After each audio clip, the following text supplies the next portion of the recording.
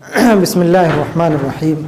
ادوات شرط کی بات چلی اور اب ہم لوگ اس موضوع پہ پہنچ چکے ہیں کہ جواب شرط پہ فا کب داخل ہوتا ہے۔ عام طور پہ جواب شرط پہ کوئی چیز داخل نہیں ہوتی۔ جملہ شرطیہ میں پہلا فعل شرطیہ ہوتا ہے، شرط کا فعل شرط کہلاتا ہے، دوسرا جواب شرط کہلاتا ہے۔ دوسرے فعل پہ عام طور پہ کوئی چیز داخل نہیں ہوتی، لیکن بعض مواضع، بعض جگہیں ایسی ہیں جہاں پہ فا داخل ہو جاتا ہے۔ وہ کون سی جگہیں ہیں یہ بورڈ پہ زیادہ واضح ہوگی۔ بنیادی طور پر یہ سمجھیے کہ جواب شرط جب جملہ اسمیہ ہو، یا یہ کہ جواب شرط جملہ فعلیہ میں فعل ایسا ہو جو فعل یا تو جامد ہو یا یہ کہ فعل طلبی ہو، تب جواب شرط پر فا داخل ہو جاتا ہے۔ یا یہ کہ جملہ شرطیہ کا فعل سین، سوف، قد، لن اور ما سے شروع ہو، تب فا داخل ہو جاتا ہے۔ انہی چیزوں کو مثالوں کے ذریعے بورڈ پہ ہم سمجھتے ہیں۔ آئیے دیکھیں، اقتران جواب الشرط بالفا۔ آج کا موضوع کیا ہے؟ اقتران جواب الشرط بالفا، جواب شرط کا فا سے جڑنا، یعنی کب جواب شرط پر فا داخل ہوتا ہے۔ یجب اقتران جواب الشرط بالفاء اذا كان الجواب جملة اسمیۃ۔ ضروری ہے، واجب ہے جواب شرط کا فا سے جڑنا جبکہ جواب شرط ہو جملہ اسمیہ۔ اس کی مثال کیا ہے؟ ایک شعر کے ذریعے مثال ہے، مہما یجر وطنی علی و اہلہ۔ مہما یجر وطنی، جار یجر کے معنی ظلم کرنا۔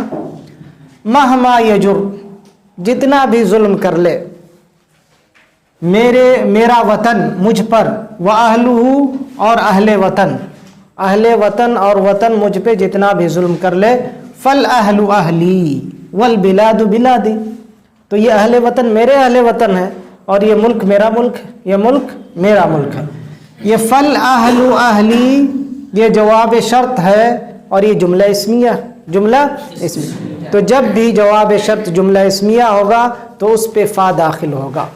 جیسے کہ کہتے ہیں ان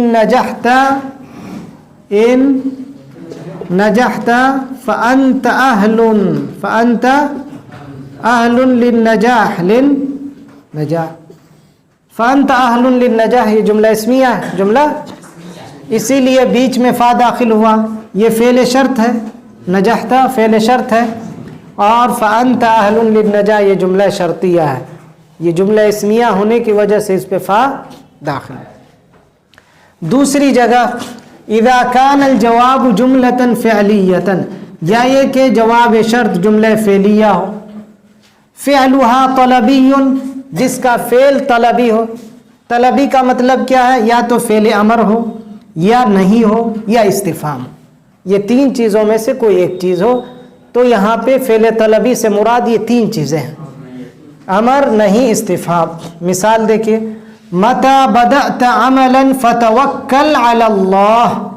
متى بدأت عملا، جب بھی کوئی کام تم شروع کر دو تو اس کے بعد جو ہے کوئی دل میں جھجک نہیں ہونا چاہیے کہ یہ راستہ اچھا نہیں تھا، دوسرا اچھا ہوتا۔ اذا عزمت فتوکل علی اللہ، قرآن میں کہا ہے اذا عزمت، کسی کام کے لیے پختہ ارادہ کر لو تو پھر اللہ پہ چھوڑ دو۔ اس سے پہلے، ارادہ باندھنے سے پہلے جتنا ہو سکتا ہے آپ طے کر لیجئے، اچھی جگہ کی تعین کر لیجئے کہ کہاں ہم کو کیا کرنا ہے۔ لیکن اذا عزمت فتوکل علی اللہ، فتوکل علی اللہ یہ اسم فعل امر ہے۔ یہ کیا ہے؟ فعل امر ہے، یہ جملہ فعلیہ ہے اور فعل کیا ہے؟ امر ہے، اسی لیے اس پہ فا داخل ہوا ہے۔ من یرید النجاح فلا یؤجل عمل اليوم الى الغد، جو بھی کامیابی چاہتا ہے تو مؤخر نہ کرے۔ اجل یؤجل، تاجیل معنی مؤخر کرنا، ٹالنا، تو مؤخر نہ کرے آج کا کام کل تک کے لیے، یعنی آج کا کام کل کے لیے مؤخر نہ کرے۔ اگر کامیابی چاہتا ہے کوئی تو اس کو یہ کرنا ہو، جس وقت جو بات ذہن میں آئے، جو کام کرنا ہو اس کو اسی وقت کرنا چاہیے۔ یہ نہیں کہ امتحان آئے گا تو تیاری کر لیں گے، یہ نہیں ہونا چاہیے، اس کو علم نہیں کہتے۔ علم کا مطلب جس وقت جو موقع مل رہا ہے اس کو غنیمت جان کے اگر کوئی چیز آپ نے یاد کیا ہے، سمجھ لیا ہے تو اس کو یاد کر لیجیے۔ ایسا نہیں کہ آج ہم نے سمجھ لیا امتحان میں یاد کر لیں گے، آج سمجھا ہے تو آج یاد کیجیے، کل نہیں۔ من یرید النجاح یہ فعل شرط ہے، فلا یؤجل یہ جملہ فعلیہ ہے، یہ جملہ شرط ہے، یہ جملہ کیا ہے؟ اور یہ فعل نہیں ہے، یہ فعل کیا ہے؟ نہیں ہے، فعل نہیں ہے، اسی لیے اس پہ فا داخل ہوا ہے۔ کون سا فا کیا ہے؟ داخل ہوا ہے جواب شرط پہ۔ اینما تسافر الی الخارج فهل تشعر بالغربۃ، فهل تشعر بالغربۃ، اینما تسافر جہاں بھی تم سفر کرو گے، الی الخارج باہر، یعنی باہر ملک، بیرون ملک، تو کیا تم غربت، اجنبیت، غربت مانے اجنبیت کو محسوس کرو گے؟ یہاں پہ سوال ہے، استفہام ہے کہ نہیں؟ تو اگر جملہ شرطیہ پہ استفہام داخل ہو تو وہاں بھی فا کیا ہے؟ داخل ہوگا۔ تو یہ دوسری قسم ہو گئی۔ تیسری قسم، یجب اقتران جواب الشرط بالفاء اذا كان الجواب جملة فعلیة فعلها جامد، جب جواب شرط جملہ فعلیہ ہو لیکن فعل کیا ہو؟ جامد ہو۔ فعل جامد کیا ہے؟ فعل جامد کی چند مثالیں یہاں پہ موجود ہیں، جیسے عسا، لیسا، نعم، بئس، حبذا، لا حبذا، لا حبذا، یہ سب کیا ہے؟ فعل جامد ہے۔ یہ فعل جامد کا مطلب ہوتا ہے جو غیر متصرف ہو، ہے کہ نہیں؟ جیسے یہ سب عسا، اس کے صرف ماضی آتے ہیں، مضارع نہیں آئیں گے۔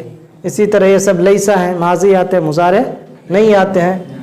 یہ نعم، بئس، یہ سب اسی طرح صرف ایک فعل آتے ہیں ماضی، دوسرے نہیں آتے ہیں، تو اس کو جامد کہتے ہیں۔ اس کو کیا کہتے ہیں؟ جامد۔ اس طرح کا فعل جامد اگر ہو تو ایسی صورت میں جواب شرط پہ فا داخل ہوگا۔ جیسے مثال ایک دو ہے، مہما تفعل من خیر فلیس بضائع، جو بھی تم کام کرو، مہما تفعل من خیر فلیس بضائع، تو وہ ضائع ہونے والا نہیں ہے۔